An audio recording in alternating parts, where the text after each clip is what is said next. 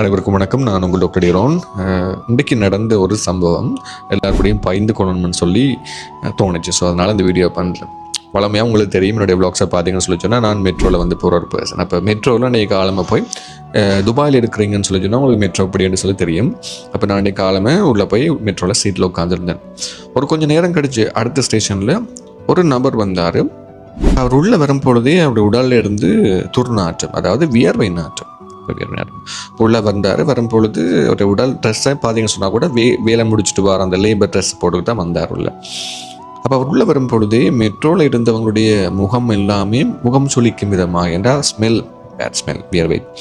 அப்போ அவர் வரும்பொழுதே 2-3 பேர் அவரை விட்டு விலகி போனாங்க.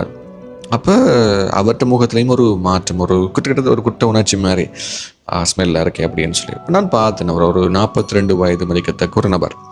அப்போ எனக்கு பக்கத்தோட சீட் இருந்து நான் அவரை கூப்பிட்டு பக்கத்தில் உட்காருங்கன்னு சொல்லி சொன்னேன். அவர் பார்த்துட்டு அவர் வேணாம் பரவாயில்ல அப்படின்னு சொல்லி சொன்னார்.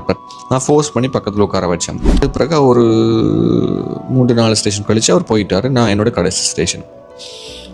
அவர் பக்கத்தில் இருக்கும்பொழுது நாற்றம்தான், வியர்வை நாற்றம்தான். ஆனால் நான் அதை பொருட்படுத்தலைன்னு சொல்லி சொன்னால், அந்த நாற்றம் ஒரு மனுஷன் வேலை செஞ்சு கஷ்டப்பட்டு தன்னுடைய குடும்பத்துக்காக வியர்வை சிந்தி வார ஒரு நாட்டம். ஒரு உழைக்கிற மனிதனை எந்த கட்டத்திலையும் நாங்கள் அவமானப்படுத்தக்கூடாது.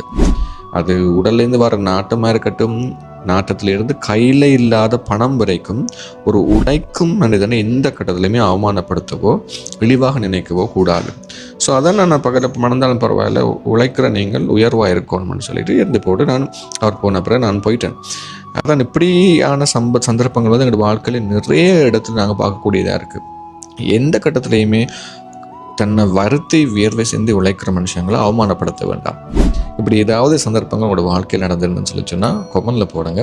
என்னோடய வீடியோ உங்களுக்கு பிடிச்சிருந்து சொல்லி சொன்னால் தயவு செய்து உங்களோட ஃப்ரெண்ட்ஸ், ஃபேமிலி கூட ஷேர் பண்ணி கொடுங்க. என்னோட பர்சனல் அப்டேட் தேவைன்னு சொல்லி சொன்னால் இதுதான் என்னுடைய இன்ஸ்டாகிராம் ஐடி, ஃபாலோ பண்ணிடுங்க. மறக்காமல் என்னோட சேனலை சப்ஸ்கிரைப் பண்ணிடுங்க. இன்னும் ஒரு வீடியோவில் உங்களை சந்திக்கிறேன். நன்றி, வணக்கம்.